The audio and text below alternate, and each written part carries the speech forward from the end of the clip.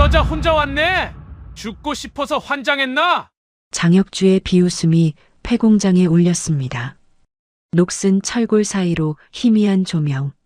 중앙에는 의자에 묶인 두 사람이 울부짖고 있었습니다. 어둠 속에서 쇠파이프를 든 조폭들이 하나씩 모습을 드러냈습니다. 5명, 10명, 20명. 어머니와 민우를 풀어줘. 마지막 경고야. 폐공장 입구에 한 여자가 서 있었습니다. 강수아, 36, 저녁 45일을 앞둔 UDT 소령. 홀로 들어왔습니다. UDT 출신이네. 재밌겠네. 근데 여기선 소용없을걸? 장혁주가 손을 들었습니다. 20명이 일제히 파이프를 들어 올렸습니다. 파이프 끝에 묻은 핏자국, 살기 어린 눈빛, 수아를 향해 천천히 다가오는 발소리. 철컥, 철컥, 철컥. 수아는 움직이지 않았습니다. 깊게 숨을 들이마셨습니다. 시작해. 대체 무슨 일이 벌어지는 걸까요? 45일 전으로 돌아갑니다. 그럼 오늘의 이야기 시작합니다. 2024년 겨울, 대전 은행동의 아침은 언제나처럼 평화로웠습니다.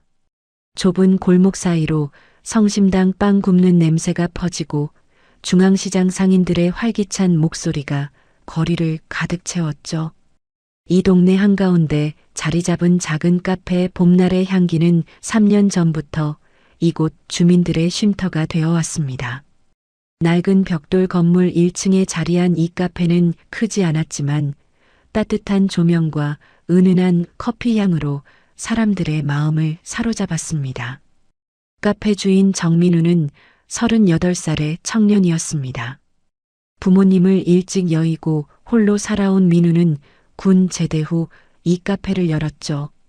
처음엔 손님이 없어 무척 힘들었습니다. 밤마다 장부를 보며 한숨을 쉬던 날들이 많았고 때로는 카페 문을 닫아야 하나 고민하기도 했습니다. 하지만 민우는 포기하지 않았습니다. 성실함과 따뜻한 미소로 조금씩 단골들을 만들어갔고 매일 아침 6시에 문을 열고 밤 10시까지 한결같이 자리를 지켰습니다. 그렇게 3년이 흐른 지금은 아침마다 동네 어르신들이 찾아오고 점심에는 직장인들로 붐비는 작은 명소가 됐습니다. 민우에게 이 카페는 단순한 생계 수단이 아니라 부모님을 여의고 홀로 만들어낸 새로운 가족 같은 공간이었습니다. 민우야, 오늘도 아메리카노 하나. 성심당 사장 김만수가 문을 열고 들어왔습니다. 68배 나이지만 여전히 정정한 김만수는 이 동네에서 30년 넘게 빵집을 운영해온 터줏대감이었죠. 사장님, 매일 같은 메뉴시네요. 다른 것도 한번 드셔보시죠. 민우가 웃으며 커피를 내렸습니다. 에스프레소 머신에서 뜨거운 물이 내려오고 고소한 향이 카페 안을 채웠습니다. 김만수는 카운터에 앉아 흐뭇한 표정으로 주변을 둘러봤습니다. 우리 동네 자랑이야, 이 카페가. 내가 여기서 장사 시작한 게 얼마나 다행인지 몰라. 김만수는 호주머니에서 작은 봉투를 꺼냈습니다. 정성스럽게 포장된 떡이 들어 있었죠. 결혼 준비한다며? 축하한다. 진심으로. 감사합니다, 사장님. 민우의 얼굴에 수줍은 미소가 번졌습니다. 약혼자 강수아와의 결혼식이 2달 앞으로 다가왔거든요. 수아는 해군 특수전전단 소속 소령으로 전역을 앞두고 있었습니다. 36의 수아는 12년간 군 생활을 하며 대한민국 최정예 특수부대원으로 성장했습니다. 오후가 되자 중앙시장 상인들이 하나둘 카페로 모여들었습니다. 과일 장사하는 박순례, 생선 가게 주인 이철수, 옷가게 운영하는 윤미자. 모두 민우가 힘들 때 도와준 사람들이었습니다. 손에는 축의금 봉투를 들고 있었죠. 민우야, 우리가 조금씩 모았어. 많지는 않지만 받아. 아이고, 이러시면 안 되는데요. 민우가 손사래를 쳤지만 상인들은 강제로 봉투를 건넸습니다. 이 동네 사람들에게 민우는 그냥 카페 주인이 아니라 함께 살아가는 가족 같은 존재였습니다. 저녁 무렵 수아가 카페에 들어왔습니다. 군복 차림의 수아는 키가 170cm가 넘었고 단단하게 다져진 몸에서 절제된 힘이 느껴졌습니다. 짧게 자른 머리와 날카로운 눈매가 군인임을 알려줬지만 민우를 볼 때만큼은 부드러운 미소를 지었습니다. 오늘 하루 어땠어? 좋았어. 동네 분들이 축의금까지 주시고 말이야. 수아가 민우의 손을 잡았습니다. 오랜 훈련으로 생긴 굳은 살이 박힌 거친 손이었지만 따뜻했습니다. 불편한 일 있으면 바로 연락해. 내가 부대에 있어도 언제든 달려올게. 괜찮아, 걱정 마. 여기 사람들 다 착해. 민우가 웃으며 답했지만 수아의 눈빛은 조금 불안했습니다. 최근 카페 앞 건물에 유흥업소가 들어섰거든요. 간판에는 클럽 드래곤이라고 적혀 있었고 밤마다 술 취한 사람들이 소란을 피웠습니다. 수아는 그곳을 지나칠 때마다 본능적으로 경계심을 느꼈습니다. 군인으로서 단련된 감각이 위험을 감지하는 것이었죠. 저기 새로 생긴 가게 때문에 밤에 좀 시끄럽긴 해. 근데 괜찮아. 조심해. 이상한 사람들 보이면 꼭 전화해. 수아는 불안한 마음을 떨칠 수 없었습니다. 민우를 너무 걱정시키고 싶지 않아 더 이상 말하지 않았지만 마음 한구석에는 불길한 예감이 자리 잡고 있었습니다. 그날 밤 수아는 부대로 복귀했습니다. 저녁까지 45일. 곧 민우와 함께 새로운 삶을 시작할 날이 다가오고 있었죠. 하지만 수아가 모르는 사이 어둠이 조용히 다가오고 있었습니다. 3일 후 수아는 부대에서 야간 훈련에 참가했습니다. 72시간 동안 외부와 연락이 끊기는 훈련이었습니다. 그 사이 민우는 홀로 카페를 지켰습니다. 저녁 9시 손님들이 모두 떠나고 민우가 정리를 시작할 때였습니다. 테이블을 닦고 바닥을 쓸고 커피 머신을 청소하는 일상적인 마감 작업이었죠. 하지만 바로 그 순간 유리문이 거칠게 열리며 5명의 남자가 들어왔습니다. 술 냄새가 진동했고 눈빛이 험악했습니다. 민우의 등골이 서늘해졌습니다. 맨 앞에 남자가 거침없이 테이블에 발을 올렸습니다. 41살의 정기철, 별명은 독사였습니다. 용문파 조직원인 정기철은 뱀처럼 차갑고 잔인한 성격으로 이 동네에서 악명이 높았습니다. 아메리카노 10잔, 빨리 안 가져와? 민우는 가슴이 철렁했지만 최대한 공손하게 말했습니다. 죄송하지만 지금 마감 준비 중입니다. 이 새끼가 장사 안 하겠다고? 정기철 뒤에 남자 별명 쥐새끼 한상철이 갑자기 발로 의자를 걷어찼습니다. 35의 한상철은 작은 체구였지만 폭력적이기로 유명했습니다. 의자가 넘어지며 요란한 소리를 냈습니다. 민우가 황급히 다가갔지만 한상철은 이번엔 테이블을 뒤엎어 버렸습니다. 손이 미끄러졌네. 미안. 한상철이 비웃으며 말했고 다른 조직원들도 가세했습니다. 커피 머신을 발로 차고 선반의 컵들을 쓸어냈습니다. 정성스럽게 모은 도자기 컵들이 바닥에 떨어져 산산이 부서졌습니다. 유리창에 주먹을 날려 금이 갔습니다. 민우가 3년간 정성껏 가꾸어온 카페가 순식간에 난장판이 되어갔습니다. 그만하세요.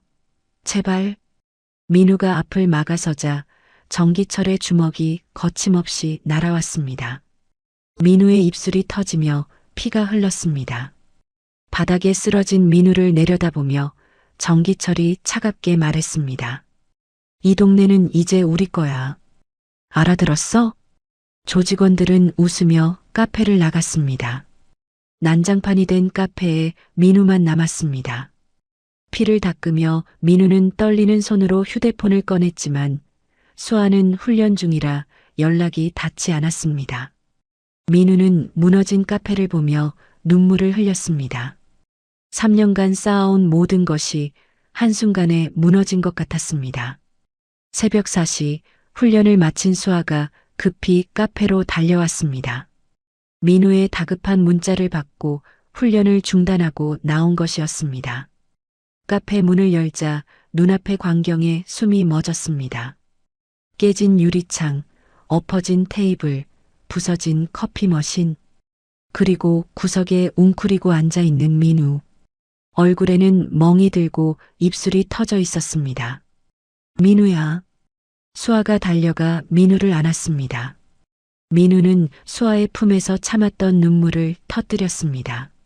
누가 감히. 수아의 눈빛이 차갑게 변했습니다. 12년간 전장을 누빈 특수부대원의 본능이 깨어났습니다. 몸 안에서 뜨거운 분노가 치솟았지만 수아는 그 분노를 애써 눌렀습니다. 지금 중요한 것은 민우를 위로하는 것이었으니까요. 민우가 수아의 팔을 붙잡으며 떨리는 목소리로 말했습니다. 당신까지 다칠까봐. 그냥 참을게. 아니야. 수아의 목소리는 차분했지만 단호했습니다. 이 폭력을 그냥 놔둘 수 없어. 내가 지킬게, 당신을. 새벽 하늘이 밝아왔지만 수아의 마음속에는 더 어두운 결심이 자리 잡았습니다. 이제 이 싸움은 시작됐습니다. 수아는 새벽 6시에 부대로 복귀했습니다. 민우를 카페에 남겨두고 떠나는 발걸음이 무거웠지만 수아는 이미 마음을 정한 상태였습니다. 이 상황을 그냥 넘길 수 없다는 것을요. 부대 정문을 지나며 수아는 자신이 무엇을 해야 하는지 명확히 알고 있었습니다. 대대장실 앞에 선 수아는 깊게 숨을 들이마시고 노크를 했습니다. 들어가자 대대장 김철민 대령이 서류를 보고 있었습니다. 55세 김철민은 20년 넘게 특수전을 담당해온 베테랑으로 수아의 표정을 보자마자 무언가 심각한 일이 있음을 직감했습니다. 대대장님, 보고 드릴 말씀이 있습니다. 앉게. 무슨 일인가? 수아는 똑바로 앉아 군인의 자세로 말했지만 목소리에는 간절함이 배어 있었습니다. 저녁까지 45일 남았습니다. 남은 연가 전부 사용하고 싶습니다. 김철민이 안경을 벗으며 수아를 바라봤습니다. 12년간 함께 일하며 수아의 성격을 잘 아는 김철민은 수아가 한 번도 무리한 요구를 한 적이 없는 군인이라는 것을 알고 있었습니다. 결혼 준비하려고? 예. 하지만 그것만은 아닙니다. 수아가 어젯밤의 일을 설명하기 시작했습니다. 카페가 난장판이 된 것, 민우가 폭행당한 것, 조직원들의 위협까지. 김철민의 얼굴이 점점 굳어졌습니다. 약혼자가 사건에 휘말렸습니다. 앞으로 45일 동안 민우를 보호하고 싶습니다. 제가 곁에 있으면 다시는 이런 일이 일어나지 않을 것입니다. 긴 침묵이 흘렀습니다. 김철민은 창밖을 바라보며 생각에 잠겼습니다. 수아는 12년간 대한민국을 지켜온 군인이었습니다. 수많은 작전을 성공시켰고 후배들을 훈련시켰으며 언제나 모범이 되어왔죠. 좋아. 허락한다. 다만 군인으로서 법을 벗어나지 말게.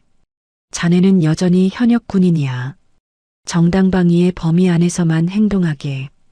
수아가 벌떡 일어나 경례하자 눈가에 감사의 빛이 어렸습니다. 감사합니다, 대대장님. 명심하겠습니다. 강소령, 12년간 고생 많았네. 이제 행복하게 살게.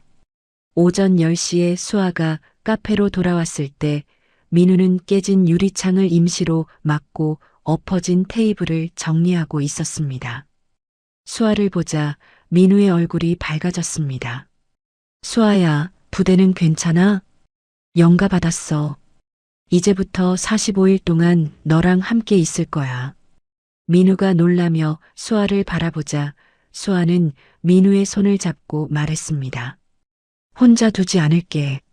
내가 지킬게. 이제 수아는 공식적으로 카페에서 민우를 돕기 시작했습니다. 매일 아침 카페에 들어와 민우 곁을 지키며 손님들을 맞이하고 커피를 만들고 청소를 했습니다. 하지만 수아의 눈빛은 항상 카페 밖을 경계하며 언제든 다시 나타날 수 있는 위협을 감시했습니다. 동네 사람들은 수아의 존재에 안심하기 시작했습니다. 성심당 사장 김만수가 카페에 들러 말했습니다. 수아 씨가 있으니 든든하네. 요즘 동네가 좀 무서웠거든. 중앙시장 상인들도 하나둘 찾아왔습니다. 다들 조직원들의 횡포에 시달리고 있었지만 감히 저항하지 못했던 상황에서 이제 수아라는 보호자가 생긴 것에 희망을 품기 시작했습니다. 3일이 지났습니다. 오후 4시 카페에 손님이 가득 차서 평화로운 일상이 계속되는 듯 보였습니다. 하지만 그 순간 카페 문이 거칠게 열리며 정기철이 부하 3명을 데리고 나타났습니다. 얼굴에는 분노가 가득했고 눈빛이 험악했습니다. 카페 안의 손님들이 긴장하며 뒤로 물러섰습니다. 이 여자가 우리한테 고소를 걸었대? 정기철이 민우를 노려보자 민우는 수아에게 도움을 청하는 눈빛을 보냈습니다. 수아가 조용히 앞으로 나서며 손님들 사이를 지나 정기철과 마주 섰습니다. 이제 가세요. 여기서 소란 피우지 마시고. 정기철이 비웃으며 부하들에게 눈짓을 했습니다. 너 목이 좋네. 우리한테 대드는 것 좀 봐. 부하 하나가 수아에게 다가왔습니다. 키가 180cm가 넘는 덩치 큰 남자였습니다. 주먹을 쥐고 수아를 향해 날렸습니다. 그 순간 수아의 손이 번개처럼 뻗어나갔습니다.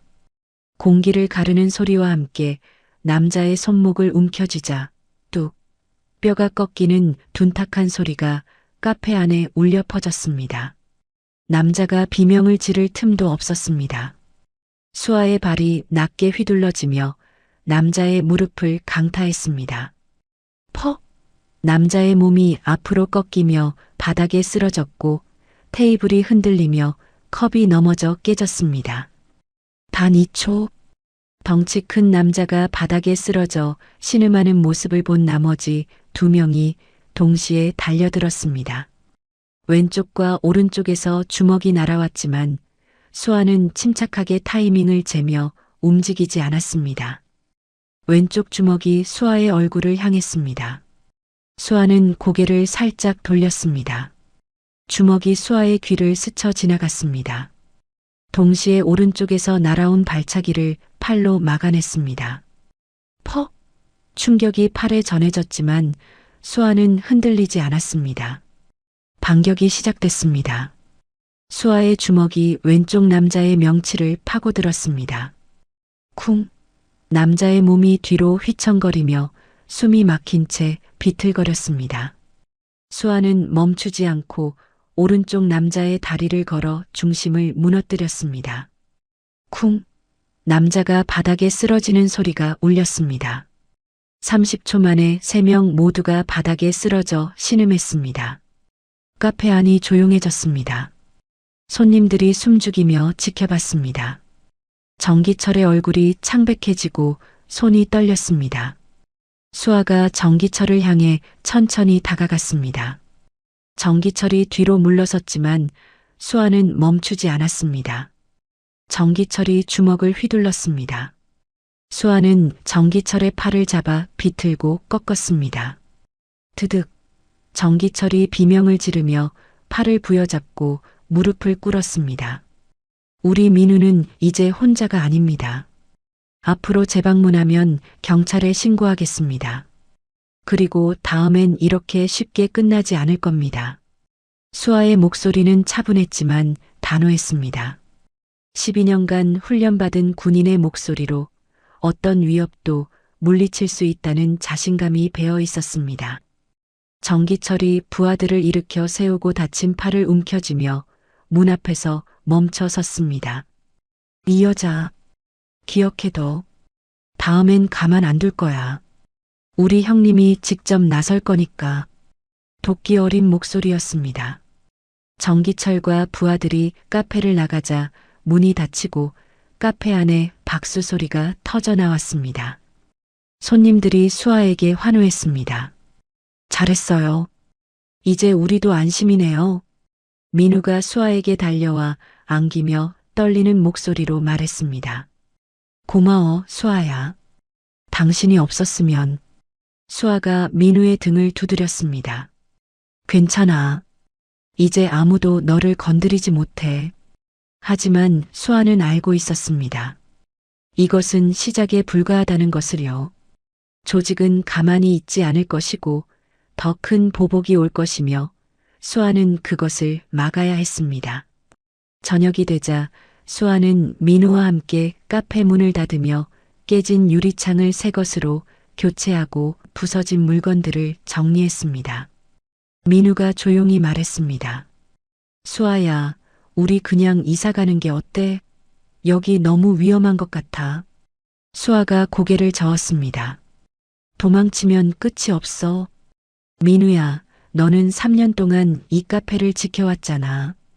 동네 사람들도 다 너를 사랑하고 우리가 여기서 물러나면 조직원들은 더 기승을 부릴 거야. 민우가 수아의 말을 곱씹었습니다. 맞는 말이었습니다. 도망친다고 해결될 문제가 아니었으니까요. 알았어. 당신 말을 믿을게. 수아가 민우의 손을 잡았습니다. 45일. 내가 전역하기 전까지 이 모든 것을 끝낼 거야. 약속해. 밤하늘에 별이 떴습니다. 카페 봄날의 향기의 간판이 조용히 빛났습니다. 수아와 민우는 함께 카페를 나서며 내일을 준비했습니다. 하지만 멀리서 누군가가 지켜보고 있었습니다. 어둠 속에서 빨간 담배 불빛이 깜빡였습니다. 정기철의 부하가 전화를 걸었습니다. 형님, 정기철 형님이 또 당했습니다. 그 여자 정말 강합니다. 전화 너머로 차가운 목소리가 들렸습니다. 용문파 보스 장혁주였습니다. 그래, 재밌네.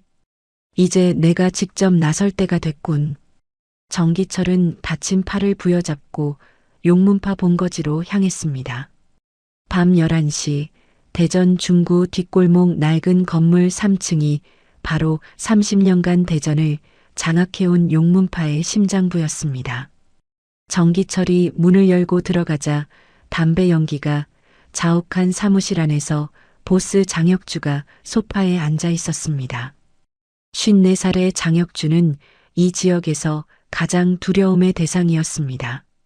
30년간 대전 중심가를 장악하며 수많은 사업체에서 보호비를 받아왔고 경찰과 정치인들까지 소나귀에 넣은 인물이었죠. 하지만 지금 장혁주의 얼굴에는 냉기가 흘렀습니다. 형님, 그 여자가 우리 3명을 순식간에 때렸어요. 정기철의 목소리가 떨렸습니다. 팔의 통증보다 더 큰 것은 수치심이었는데 용문파의 간부인 정기철이 한 여자에게 당했다는 사실은 조직 전체의 권위를 흔드는 일이었으니까요. 장혁주의 눈빛이 차갑게 변하며 탁자 위에 잿더리를 집어 던졌습니다. 쾅! 잿더리가 벽에 부딪혀 산산이 부서지자 정기철이 움찔하며 고개를 숙였습니다. 한 여자한테 당하고 왔어? 너희 셋이서? 죄송합니다, 형님. 그 여자가 보통이 아닙니다. 움직임이 군인 같았습니다. 장혁주는 소파에서 일어나 창밖을 바라보며 생각에 잠겼습니다. 대전 시내의 불빛들이 반짝이고 있었는데 이 도시는 장혁주가 30년간 피와 땀으로 일궈낸 왕국이었습니다. 하지만 지금 한 여자가 그 왕국에 도전장을 내민 것이었습니다. 이것은 단순 폭행이 아니야. 장혁주가 천천히 말했는데 목소리는 낮았지만 그 안에는 살기가 담겨 있었습니다. 이것은 용문파의 권위 추락을 의미해. 이 동네 상인들이 뭘 생각하겠어? 아, 저 여자가 있으니까 우리도 보호비 안 내도 되겠네. 이렇게 생각하겠지. 그러면 우리 조직은 끝이야.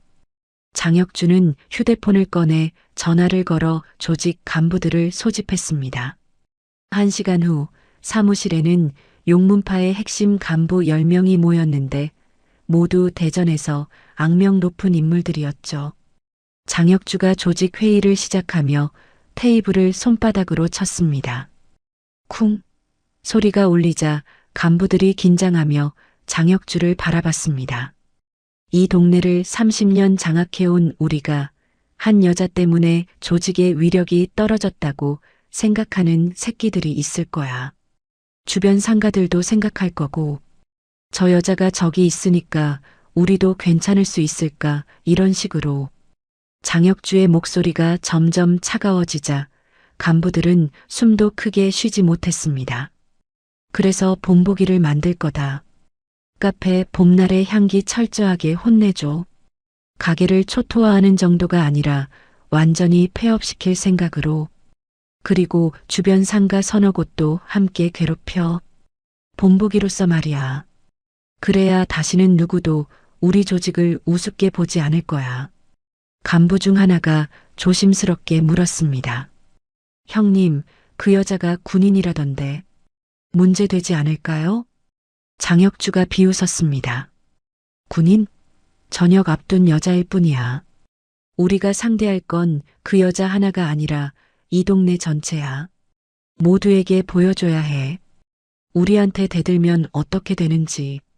회의가 끝나고 간부들이 흩어지자 장혁주는 다시 창밖을 바라보며 담배를 피웠습니다. 30년간 지켜온 권력을 지키기 위해서라면 무엇이든 할 각오였습니다. 하지만 장혁주가 모르는 것이 하나 있었습니다. 수아는 단순한 군인이 아니라 12년간 특수전을 수행해온 최정예 요원이었다는 사실을요. 그날 밤 카페에서 수아는 민우와 함께 정리를 하고 있었는데 수아의 휴대폰에 문자가 왔습니다. 부대 동료 김태현으로부터였는데 김태현은 수아와 함께 12년간 작전을 수행해온 전우였죠. 수아, 조심해. 용문파가 움직이고 있어. 정보망에서 들었는데 내 카페를 노리고 있대. 수아의 표정이 굳어졌습니다. 예상했던 일이었지만 막상 확인하니 긴장감이 밀려왔습니다. 조직은 가만히 있지 않을 거라는 것을 알고 있었으니까요. 수아는 즉시 다른 전화를 걸었습니다. 중앙시장 상인회장 박철수에게였습니다. 회장님, 지금 상인회 사무실에 모일 수 있으신가요? 급한 일입니다. 1시간 후 중앙시장 상인회 사무실에는 상인 대표 15명이 모였습니다. 성심당 사장 김만수, 과일가게 박순례, 생선가게 이철수가 모두 이 동네에서 오래 장사해온 사람들이었습니다. 수아가 앞에 서서 차분하지만 단호한 목소리로 말했습니다. 조직이 우리를 노릴 것입니다. 제 카페뿐만 아니라 주변 상가들도 위험합니다. 조직은 본보기를 만들려고 할 겁니다. 상인들의 얼굴이 창백해지자 박순례가 떨리는 목소리로 물었습니다. 그럼 우리 어떻게 해야 하나요? 경찰에 신고해도 소용없잖아요. 수아가 차분하게 답했습니다.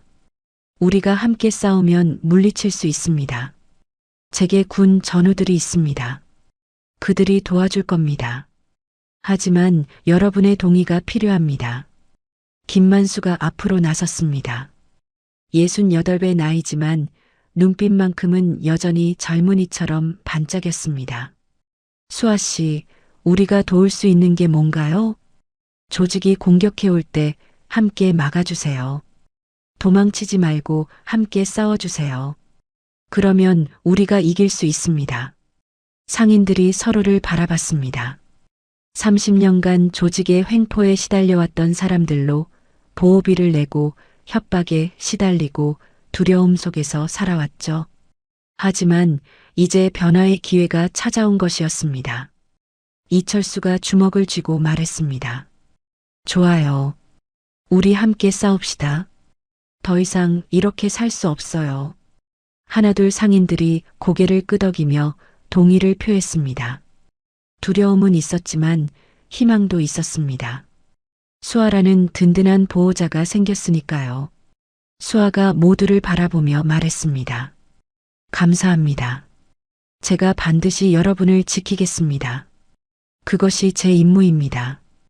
회의가 끝나고 상인들이 흩어지자 수아는 휴대폰을 꺼내 김태연에게 전화를 걸었습니다.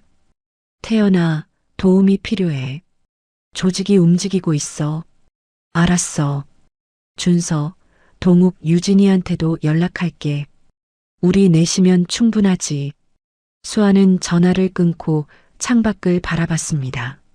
멀리 용문파 본거지가 있는 건물이 보였는데 곧 전쟁이 시작될 것이었습니다. 하지만 수아는 두렵지 않았습니다. 12년간 훈련받은 특수부대원으로서 어떤 전투든 이길 준비가 되어 있었으니까요. 민우가 수아 옆으로 다가와 조심스럽게 물었습니다. 수아야, 정말 괜찮을까? 수아가 민우를 안으며 따뜻하게 말했습니다. 괜찮아. 내가 지킬게. 약속했잖아. 밤하늘에 구름이 몰려왔습니다. 폭풍 전야였습니다.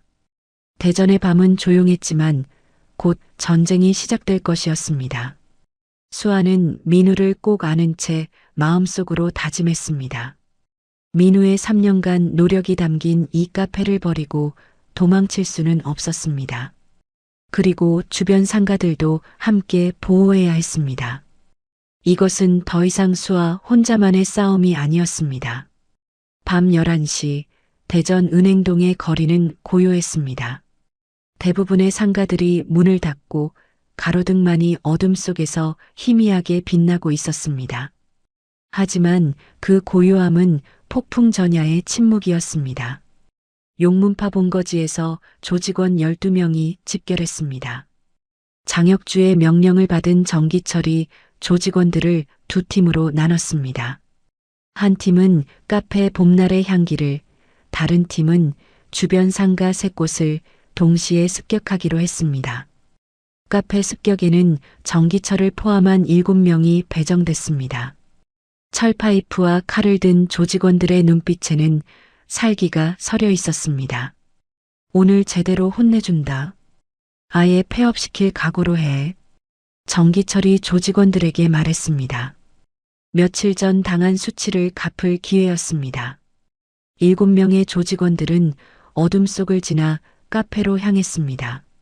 하지만 정기철이 모르는 것이 있었습니다. 카페 안에서는 수아와 전우들이 그들을 기다리고 있다는 사실을요.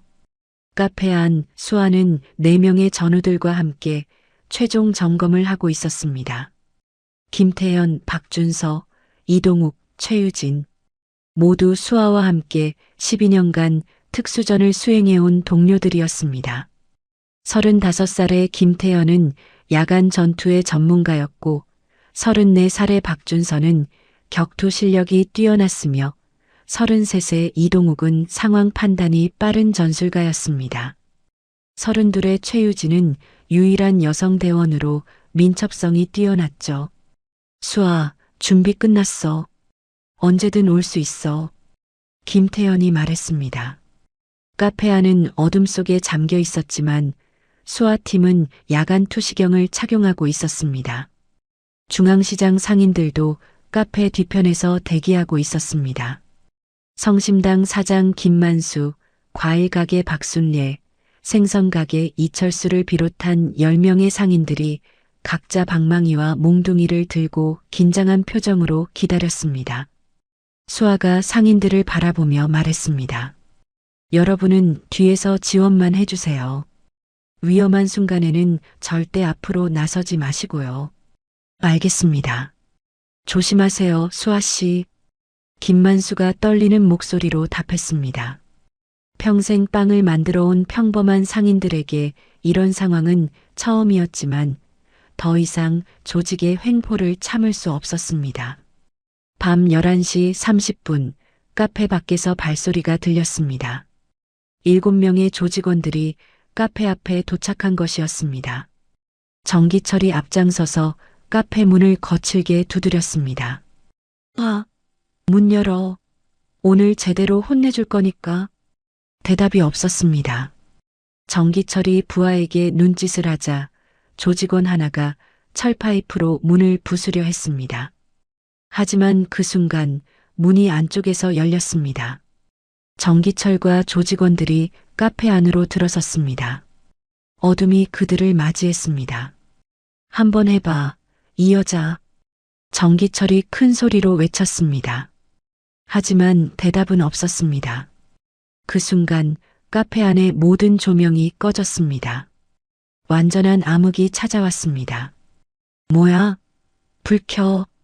정기철이 당황하며 소리쳤지만 이미 늦었습니다. 수화팀이 움직이기 시작한 것이었습니다. 어둠 속에서 첫 번째 타격이 날아왔습니다. 퍽! 조직원 하나가 비명도 지르지 못하고 바닥에 쓰러졌습니다. 김태연이 정확하게 급소를 타격한 것이었습니다. 누가 있어? 어디야? 조직원들이 패닉 상태에 빠졌습니다. 야간 전투 훈련을 받지 못한 조직원들에게 완전한 암흑은 공포 그 자체였습니다. 반면 수화팀은 야간 투시경을 통해 모든 것을 보고 있었습니다. 두 번째 타격. 박준서가 조직원의 뒤로 다가가 목을 조르며 제압했습니다. 조직원이 저항도 못하고 의식을 잃었습니다. 세 번째, 네 번째 타격이 연속으로 이어졌습니다. 이동욱과 최유진이 동시에 움직이며 두 명의 조직원을 바닥에 눕혔습니다. 어둠 속에서 신음소리와 무언가 쓰러지는 소리만 들릴 뿐이었습니다. 형님, 형님. 남은 조직원들이 정기철을 찾으며 소리쳤지만 정기철도 어둠 속에서 방향 감각을 잃고 있었습니다. 그 순간 수아가 정기철 앞에 나타났습니다. 정기철이 철파이프를 휘둘렀지만 수아는 쉽게 피했습니다. 수아의 주먹이 정기철의 복부를 강타했습니다. 쿵! 정기철이 숨을 헐떡이며 무릎을 꿇었습니다. 수아는 정기철의 멱살을 잡고 벽으로 내던졌습니다. 쿵! 정기철이 벽에 부딪혀 바닥으로 떨어졌습니다. 1분. 단 1분 만에 7명의 조직원 모두가 제압됐습니다. 수아가 조명을 켰습니다. 카페 안이 밝아지자 바닥에 쓰러진 조직원들의 모습이 드러났습니다. 모두 신음하며 움직이지 못했습니다. 수아가 휴대폰을 꺼내 정기철을 촬영하기 시작했습니다. 정기철이 피를 흘리며 수아를 노려봤습니다. 깊어진 상처들을 기억나냐? 수아가 차갑게 말했습니다. 며칠 전 민우가 당한 일을 떠올리는 것이었습니다. 장혁주에게 전해라. 우리는 나가지 않는다. 끝까지 지킨다. 수아의 목소리는 단호했습니다. 영상을 찍은 수아는 즉시 경찰에 신고 전화를 걸었습니다. 같은 시각 주변 상가 세 곳에서도 같은 일이 벌어지고 있었습니다. 성심당 앞에는 조직원 2명이 나타났지만 이동욱이 미리 대기하고 있다가 제압했습니다. 과일 가게 앞에 나타난 조직원 2명은 최유진이 막아섰고 생선 가게 앞에 조직원 1명은 상인들과 박준서가 함께 막아냈습니다. 조직원들은 예상치 못한 저항에 당황했습니다. 피해를 입히려던 조직원들이 오히려 무릎을 꿇게 됐습니다. 상인들은 처음으로 조직에 맞서 싸웠고 이기는 경험을 했습니다. 새벽 3시 모든 전투가 끝났습니다. 경찰이 출동했고 조직원 12명 전원이 제압된 상태로 경찰에 인계됐습니다. 수아는 경찰에게 영상 증거와 함께 상황을 설명했습니다. 카페 안에서 수아와 전우들 그리고 상인들이 모였습니다. 모두 긴장이 풀리며 안도의 한숨을 쉬었습니다. 김만수가 수아에게 다가와 말했습니다. 수아 씨, 정말 감사합니다. 평생 이렇게 통쾌한 적이 없었어요. 아직 끝난 게 아닙니다. 조직은 다시 올 겁니다. 하지만 오늘 우리가 증명했습니다. 우리가 함께 싸우면 이길 수 있다는 것을요. 상인들이 고개를 끄덕였습니다. 30년간 조직의 횡포에 시달려왔던 사람들이 처음으로 승리를 맛본 것이었습니다. 민우가 수아를 안으며 말했습니다. 고마워, 수아야. 정말 고마워. 수아가 민우의 등을 두드렸습니다. 우리 함께 지킨 거야. 이제 시작일 뿐이야. 밤하늘에 별이 반짝였습니다. 첫 번째 전투는 끝났지만 진짜 싸움은 이제부터였습니다. 조직은 가만히 있지 않을 것이고 더 큰 보복이 올 것이었습니다. 하지만 수아는 준비되어 있었습니다. 어떤 싸움이 오든 끝까지 민우와 이 동네를 지킬 각오였습니다. 다음 날 아침 10시 대전 중부경찰서에 경찰차 2대가 도착했습니다. 어젯밤 체포된 조직원 12명이 유치장에 수감되어 있었는데 수아가 제출한 영상 증거와 상인들의 증언으로 명백한 범죄 사실이 입증된 상황이었습니다. 하지만 경찰서 안의 분위기는 이상했습니다. 형사과장 최동수가 유치장 앞에 나타났습니다. 51살의 최동수는 대전 경찰서에서 20년 넘게 근무한 베테랑 형사였는데 강력계를 거쳐 형사과장까지 올라온 인물이었습니다. 하지만 최동수의 뒤에는 어두운 비밀이 숨겨져 있었습니다. 증거가 명확하지 않다. 모두 풀어줘. 최동수의 명령에 담당 형사들이 당황하며 얼굴을 마주봤습니다. 한 형사가 조심스럽게 말했습니다. 과장님, 하지만 영상 증거와 피해자 진술이 명확합니다. 이건 내가 판단할 일이야. 증거가 부족해. 석방 절차 밟아. 최동수의 목소리는 단호했습니다. 형사들은 더 이상 말하지 못하고 석방 서류를 작성하기 시작했습니다. 조직원 12명이 유치장에서 나와 비웃으며 경찰서를 빠져나갔습니다. 오후 2시 최동수는 카페 봄날의 향기를 찾아왔습니다. 수아가 카운터에서 커피를 내리고 있을 때였습니다. 최동수가 문을 열고 들어오자 수아는 즉시 경계하는 눈빛으로 최동수를 바라봤습니다. 강소령, 너 왜 과도한 정당방위를 했어? 너 때문에 조직원들이 입원한 상태잖아. 최동수의 말투에는 비난이 섞여 있었습니다. 수아는 침착하게 답했습니다. 정당방위였습니다. 그들이 먼저 무기를 들고 습격했고 우리는 방어했을 뿐입니다. 영상 증거도 제출했습니다. 증거? 그 영상은 조작될 수 있어. 그리고 내가 군인 출신이라는 걸 감안하면 이건 과도한 방어야. 앞으로 조심해. 다음엔 너를 조사해야 할 수도 있어. 최동수는 위협적인 말을 남기고 카페를 나갔습니다. 수아는 최동수의 눈빛을 읽었습니다. 이것은 단순한 경찰의 말이 아니었습니다. 뒤에 누군가가 있다는 것을요. 수아는 즉시 추적을 시작했습니다. 군 정보망과 부대 동료들의 도움으로 최동수의 뒤를 조사하기 시작했는데 며칠간의 조사 끝에 충격적인 사실들이 드러났습니다. 경찰 형사과장 최동수 뒤에는 시의원 오만식이 있었습니다. 58살의 오만식은 대전 시의회에서 15년간 활동해온 중진 의원이었는데 겉으로는 시민을 위한다고 했지만 실제로는 용문파와 긴밀한 관계를 유지하고 있었습니다. 그리고 오만식 뒤에는 더 큰 인물이 있었습니다. 국회의원 서태준이었습니다. 61살의 서태준은 대전에서 20년간 국회의원을 지낸 거물 정치인이었습니다. 사선 의원으로 지역 정치를 장악하고 있었는데 표면적으로는 깨끗한 이미지를 유지했지만 실제로는 용문파를 통해 지역을 완벽히 장악하고 관리하고 있었습니다. 장혁준은 단순한 조폭이 아니라 이 거물 정치인들의 도구일 뿐이었습니다. 서태준과 오만식이 장혁준을 보호해주는 대신 장혁준은 이 지역의 보호비를 걷고 선거 때마다 조직원들을 동원해 투표를 조작하고 있었습니다. 수아는 전후 김태현과 함께 은밀한 장소에서 만났습니다. 김태현이 수집한 자료들을 펼쳐놓으며 말했습니다. 수아, 이거 봐. 최동수가 지난 5년간 받은 돈이 총 5억이야. 오만식은 8억을 받았고 서태주는 매달 5천만 원씩 받고 있어. 이건 단순한 조직 문제가 아니야. 대전의 부패 구조 전체가 연결되어 있어. 수아는 자료들을 보며 생각에 잠겼습니다. 이것은 예상보다 훨씬 큰 문제였습니다.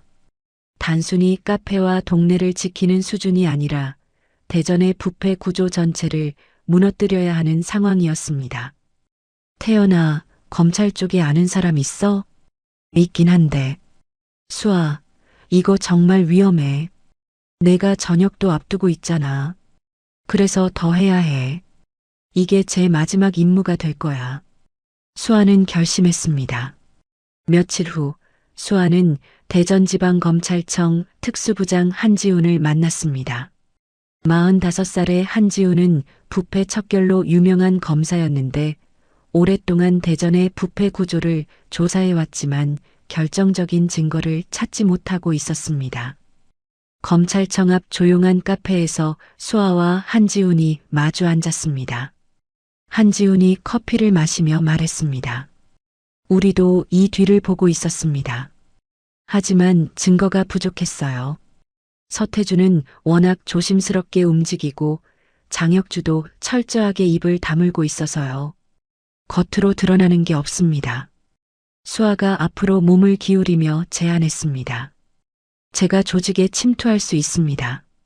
3주 동안 증거를 모으겠습니다. 한지훈이 놀라며 수아를 바라봤습니다. 침투요?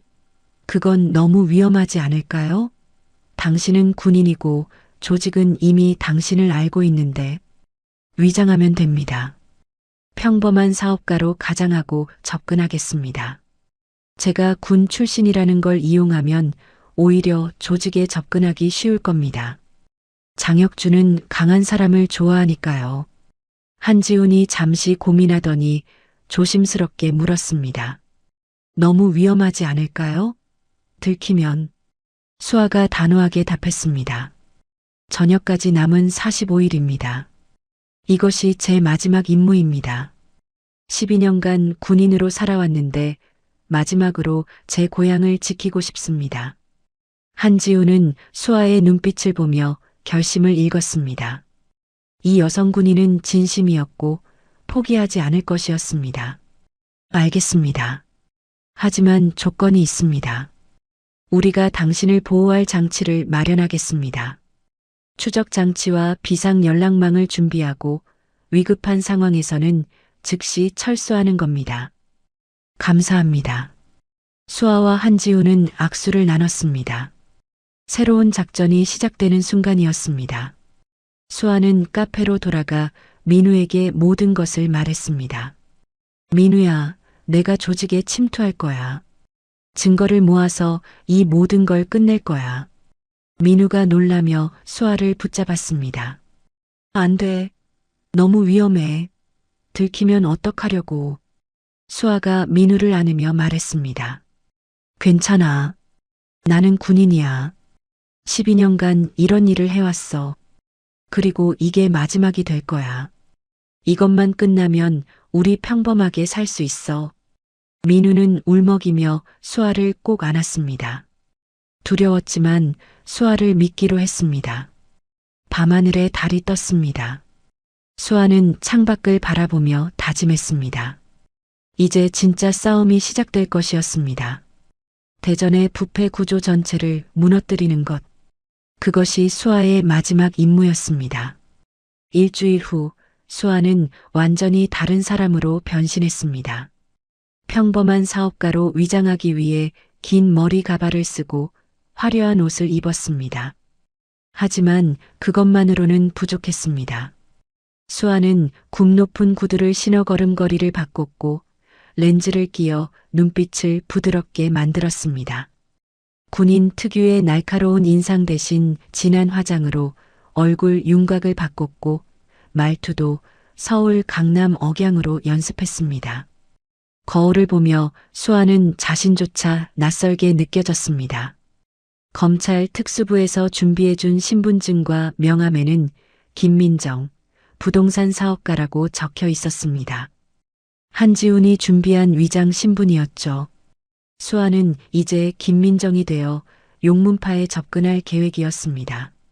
첫 번째 접근은 용문파가 운영하는 유흥업소였습니다. 대전 중구의 화려한 클럽 드래곤. 밤 10시 수아는 클럽 문을 열고 들어갔습니다. 시끄러운 음악과 담배 연기가 가득한 공간이었는데 조직원들이 여기저기서 술을 마시고 있었습니다. 수아는 바에 앉아 위스키를 주문했습니다. 옆자리에 앉은 조직원 하나가 수아를 훑어보며 말을 걸어왔는데 수아를 알아보는 기색은 전혀 없었습니다. 위장이 성공한 것이었습니다.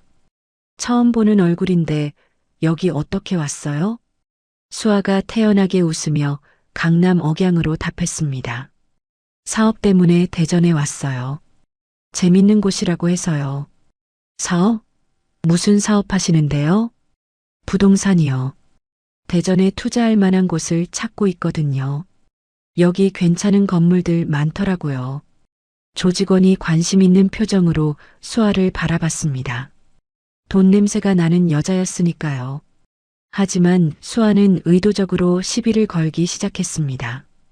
근데 여기 서비스가 별로네요. 술값도 비싸고. 이 정도면 서울에서 훨씬 좋은 데 가죠. 뭐, 여기가 대전에서 제일 좋은 곳인데요? 글쎄요. 제가 봐서는 별로인데요. 조직원의 얼굴이 붉어지며 다른 조직원 2명을 불렀습니다. 3명이 수아를 둘러싸자 분위기가 험악해지기 시작했습니다. 조직원들은 수아가 누군지 전혀 알아보지 못했습니다. 가발과 화장, 그리고 완전히 다른 분위기가 수아를 완벽하게 감춰주고 있었으니까요. 여기서 함부로 말하면 안 돼요. 알겠어요? 한 조직원이 수아의 어깨를 잡으려 했습니다. 그 순간 수아의 손이 번개처럼 움직였습니다.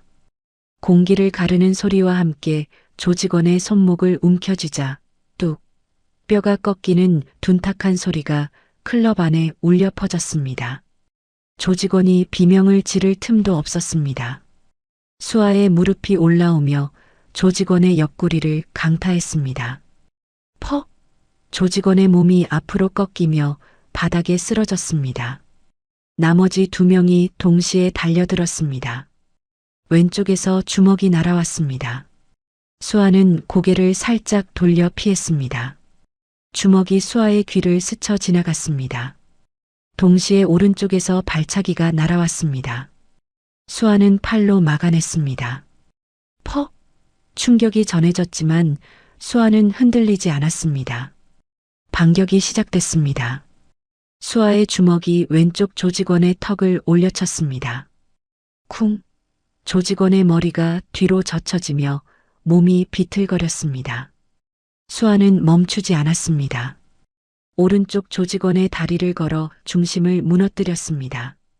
쿵! 조직원이 테이블과 부딪히며 바닥에 쓰러졌습니다.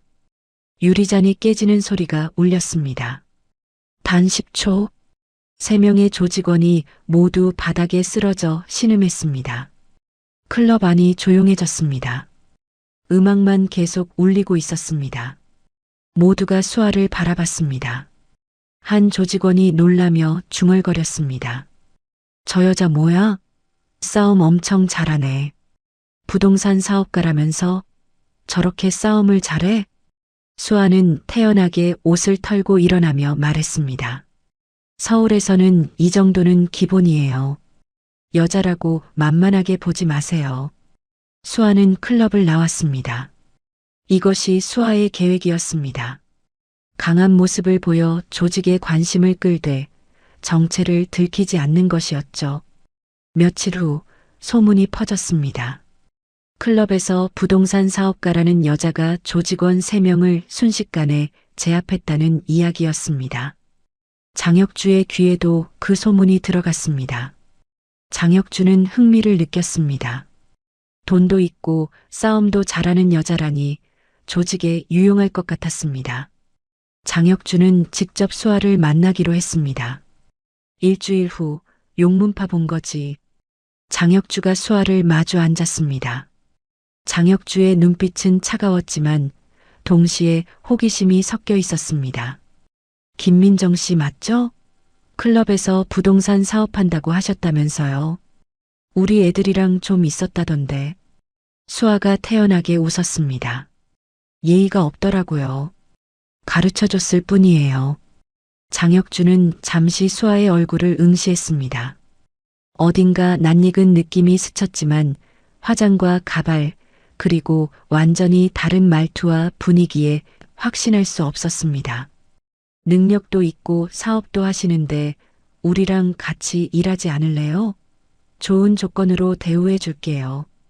대전에서 부동산 사업하려면 우리 도움이 필요할 거예요. 수아는 잠시 생각하는 척하다가 고개를 끄덕였습니다. 재밌을 것 같네요. 해볼게요. 장혁주가 만족스러운 표정으로 웃었습니다. 이렇게 수아는 용문파 조직에 침투하는 데 성공했습니다. 3주간의 침투가 시작됐습니다. 수아는 조직의 회의에 참석하고 업무를 보조하며 조직 내부 깊숙이 들어갔습니다. 하지만 항상 조심해야 했습니다. 정기철과 마주칠 때마다 수아는 최대한 거리를 두고 얼굴을 직접 보여주지 않으려 애썼습니다. 어느 날 복도에서 정기철과 스쳤습니다. 정기철이 수아를 보며 멈춰섰습니다. 당신 어디서 본 것 같은데요? 수아는 침착하게 강남 억양으로 답했습니다. 저도 그런 말 많이 들어요. 흔한 얼굴이라서요. 정기철은 고개를 갸우뚱하며 지나갔지만 수아의 등에서는 식은땀이 흘렀습니다. 한지훈이 준비해준 초소형 카메라와 녹음기로 수아는 모든 것을 기록하기 시작했습니다. 첫 번째 증거는 비자금 거래 현장이었습니다.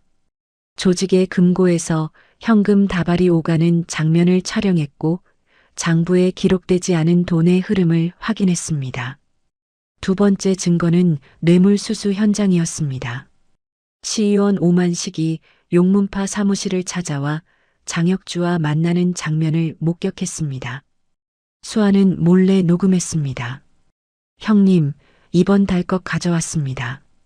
수고했어. 다음 시의회 때 우리 편으로 표 던져줘야 해. 물론이죠. 걱정 마세요. 봉투가 오가는 장면까지 선명하게 촬영됐습니다. 시의원 오만식이 받은 돈은 총 8억 원이었습니다. 세 번째 증거는 형사과장 최동수였습니다. 최동수가 장혁주를 만나 대화하는 장면을 녹음했습니다. 이번 건은 제가 잘 처리했습니다. 조직원들 다 풀어줬고요. 역시 과장님이야. 이거 받아. 5억 원의 현금이 담긴 가방이 전달됐습니다. 네 번째 증거는 가장 충격적이었습니다. 장혁주가 부하들과 비밀 회의를 하는 장면이었는데 수아는 몰래 녹음 장치를 숨겨두고 있었습니다. 저 중앙시장 상인회장 박철수 계속 우리한테 대들잖아. 이번에 확실히 정리해. 형님 어떡해요? 사고로 만들어. 교통사고든 뭐든 흔적 남기지 말고. 살인 지시였습니다. 수아는 이 대화를 모두 녹음했습니다. 이것은 결정적인 증거였습니다. 마지막 증거는 국회의원 서태준이었습니다. 수아는 장혁주의 비서가 은행 거래 내역을 정리하는 것을 보고 몰래 촬영했습니다. 서태준에게 매달 5천만 원씩 지난 2년간 총 12억 원이 송금됐다는 증거였습니다. 3주가 지났습니다. 수아는 충분한 증거를 모았습니다. 비자금 거래, 뇌물수수, 살인 지시의 기록까지. 이제 빠져나갈 시간이었습니다.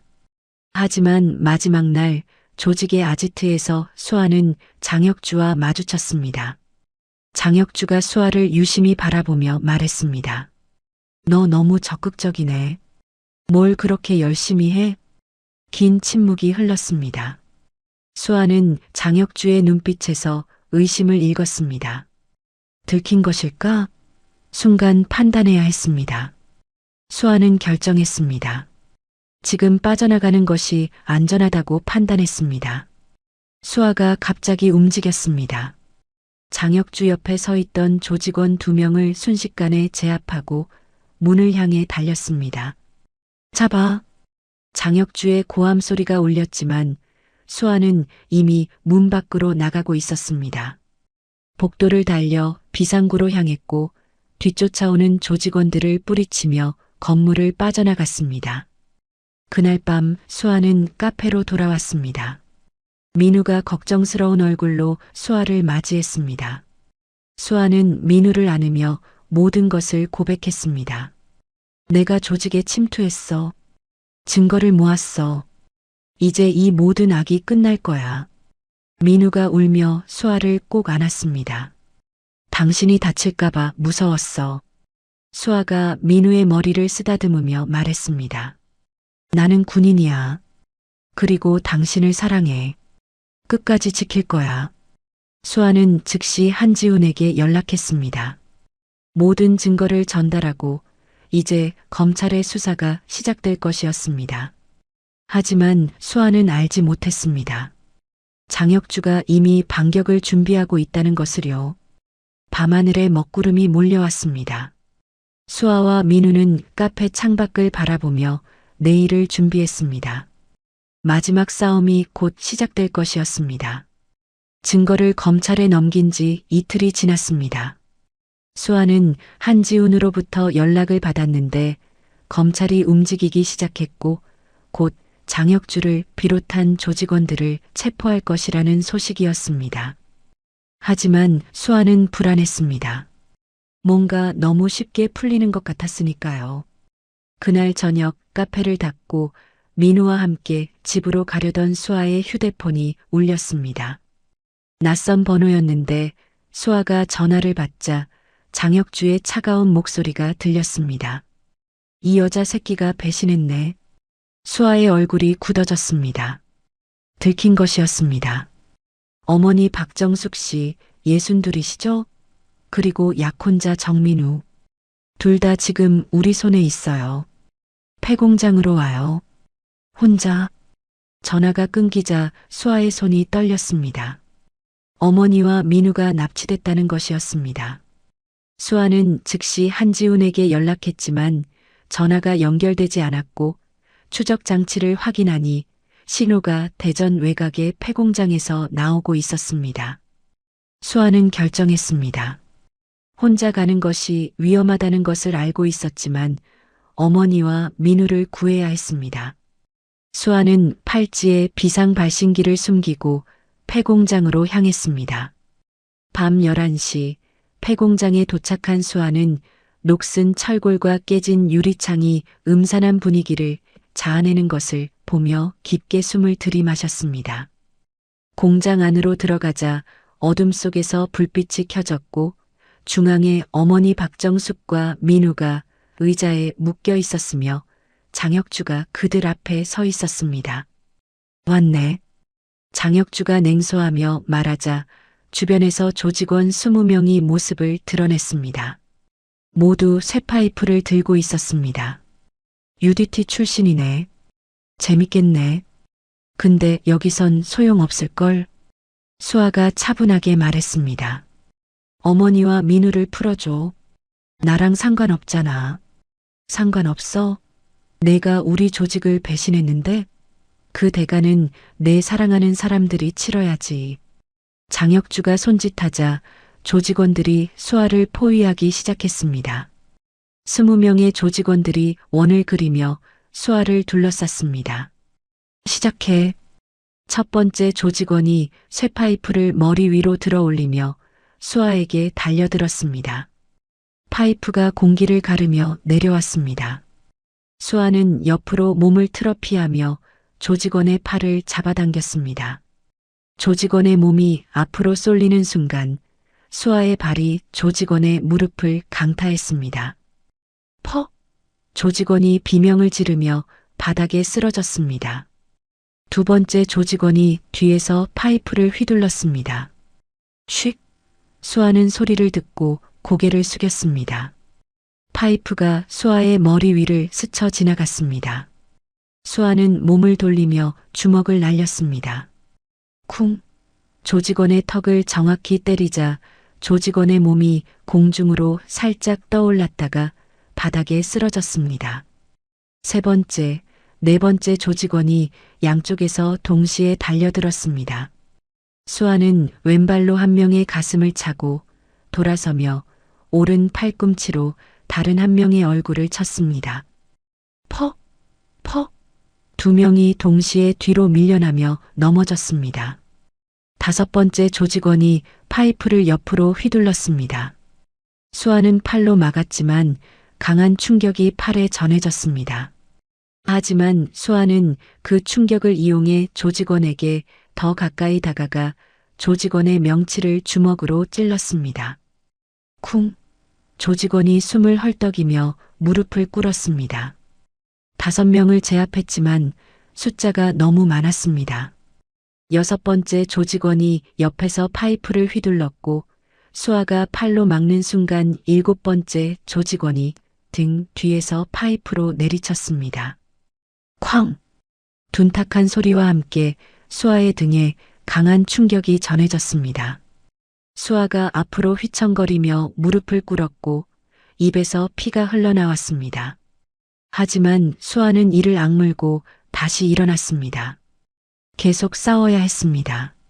어머니와 민우를 구해야 했으니까요.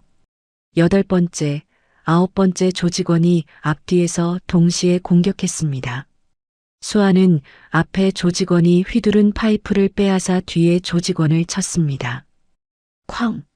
조직원이 쓰러졌지만 10번째, 11번째, 12번째 조직원이 삼면에서 동시에 파이프를 휘둘렀습니다. 수아는 한 명의 공격을 피했지만 나머지 2명의 파이프가 수아의 옆구리와 다리를 강타했습니다. 쾅! 쾅! 수아가 비틀거리며 다시 무릎을 꿇었고 피를 토하며 바닥에 손을 짚었습니다. 숨이 가빠지고 온몸이 부서지는 것 같았지만 포기할 수 없었습니다. 장혁주가 천천히 다가와 수아의 머리를 발로 짓밟았습니다. 이게 내 여자의 최후다. 민우가 울부짖으며 소리쳤습니다. 수아야, 수아야. 어머니 박정숙도 눈물을 흘리며 딸을 불렀습니다. 딸아, 딸아. 수아는 바닥에 쓰러져 피투성이가 된 얼굴로 숨을 헐떡이며 온몸의 통증을 느꼈습니다. 하지만 그 순간 수아의 입가에 미소가 번졌습니다. 피투성이 얼굴로 웃기 시작한 것이었습니다. 함정에 걸렸어요. 장혁주가 놀라며 수아를 내려다봤습니다. 뭐? 수아의 팔찌에서 빨간 불빛이 깜빡이기 시작했습니다. 비상발신기였는데 수아가 폐공장에 들어온 순간부터 신호를 보내고 있었던 것이었습니다. 그 순간 폐공장의 모든 문이 한 번에 열렸습니다. 쾅! 쾅! 쾅! 사방에서 문이 터져나가듯 열리며 검찰 특수부 요원들이 투입됐고 군 헌병대도 함께 들어왔습니다. 총을 든 요원들이 조직원들을 향해 소리쳤습니다. 손들어. 움직이지 마. 조직원들이 당황하며 쇠파이프를 떨어뜨리자 한지훈이 앞장서서 들어왔습니다. 장혁주, 넌 체포됐어. 뇌물수수, 살인교사, 납치 혐의로. 장혁주가 황급히 뒤로 물러섰지만 이미 늦었습니다. 요원들이 장혁주를 둘러쌌고 장혁주가 마지막 발악으로 수아를 향해 달려들었습니다. 이 여자만은. 하지만 수아가 마지막 힘을 모아 일어나며 장혁주의 주먹을 피했습니다. 수아의 손이 번개처럼 움직여 장혁주의 다리를 걸자 장혁주가 균형을 잃고 앞으로 쓰러졌습니다. 수아는 장혁주의 팔을 등 뒤로 비틀어 제압했습니다. 끝났어요. 수아의 목소리는 약했지만 단호했습니다. 요원들이 달려와 장혁주를 체포했고 조직원 20명도 모두 수갑을 찼습니다. 한지훈이 수아에게 달려와 물었습니다. 강소령, 괜찮아요? 수아는 고개를 끄덕이며 어머니와 민우에게 다가갔습니다. 요원들이 어머니와 민우의 밧줄을 풀어주자 민우가 수아를 껴안았습니다. 수아야, 괜찮아? 괜찮아. 이제 끝났어. 어머니 박정숙도 딸을 꼭 안으며 울었습니다. 딸아, 무서웠어. 수아가 어머니의 등을 두드렸습니다. 어머니, 괜찮아요. 이제 안전해요. 구급차가 도착했고 수아는 치료를 받기 위해 병원으로 이송됐습니다. 어머니와 민우도 함께 갔고 장혁주와 조직원들은 경찰차에 실려 검찰로 향했습니다. 폐공장의 정막이 찾아왔습니다. 한지훈이 혼자 남아 현장을 정리하며 생각에 잠겼습니다. 이제 진짜 싸움이 시작될 것이었습니다. 장혁주 뒤에 있는 국회의원 서태준을 잡아야 했으니까요. 밤하늘에 별이 반짝였습니다. 수아는 구급차 안에서 민우의 손을 잡고 있었는데 온몸이 아팠지만 마음은 평온했습니다.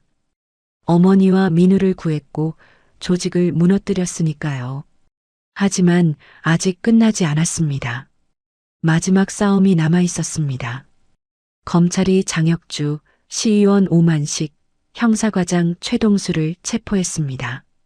대전지방검찰청은 긴급 기자회견을 열어 용문파 조직의 부패 구조를 발표했고 수아가 수집한 증거들이 언론에 공개됐습니다. 비자금 거래, 뇌물수수, 살인 지시의 기록까지. 대전 시민들은 충격에 빠졌습니다. 30년간 이 도시를 장악했던 조직의 실체가 드러난 것이었으니까요. 하지만 48시간 후 예상치 못한 일이 벌어졌습니다. 국회의원 서태준이 압력을 넣어 장혁주를 석방시킨 것이었습니다. 서태준은 검찰총장과 법무부 장관에게 전화를 걸어 증거가 불충분하다며 강하게 항의했고 결국 장혁주는 보석으로 풀려났습니다. 수아는 병원 침대에 누워 이 소식을 들었습니다. 분노가 치밀어 올랐지만 어쩔 수 없었습니다. 서태준의 권력은 생각보다 강했습니다. 모든 것이 막혔어요. 한지훈이 병실을 찾아와 좌절한 표정으로 말했습니다. 수아는 창밖을 바라보며 생각에 잠겼습니다. 이대로 끝날 수는 없었습니다. 그날 저녁 수아의 휴대폰이 울렸습니다. 낯선 번호였는데 전화를 받자 낮은 목소리가 들렸습니다. 강소령, 저는 임재혁입니다. 용문파 2인자입니다. 수아가 긴장하며 물었습니다. 무슨 일이죠? 장혁주와 서태준의 비밀 계좌 내역, 내가 12년간 모았어요. 신고 조건은 하나입니다. 내 후배들만 봐주세요. 수아는 잠시 침묵했습니다. 47살의 임재혁은 장혁주의 오른팔로 알려진 인물이었는데 왜 배신하려는 것일까요? 왜 배신하려는 거죠? 장혁주는 변했어요. 예전에는 동네를 지키는 조직이었는데 이제는 그냥 권력과 돈에 미친 사람이 됐습니다. 제 후배들이 이런 일에 휘말리는 걸 더 이상 볼 수 없어요. 수아는 한지훈에게 연락했고 긴급 회의가 열렸습니다. 한지훈과 수아는 임재혁의 제안을 논의했습니다. 임재혁과 그의 후배들의 감형을 조건으로 하겠습니다. 대신 장혁주와 서태준의 모든 증거를 넘겨받는 겁니다. 한지훈이 고개를 끄덕였습니다. 며칠 후 임재혁은 검찰에 출두해 12년간 모은 비밀 계좌 내역을 모두 제출했습니다. 서태준이 받은 돈은 총 620억 원이었고 장혁주와 주고받은 문자 메시지와 녹음 파일까지 포함되어 있었습니다. 검찰은 다시 움직이기 시작했습니다. 하지만 서태준의 권력은 여전히 강했고 언론도 서태준의 편을 들기 시작했습니다. 증거가 조작됐다.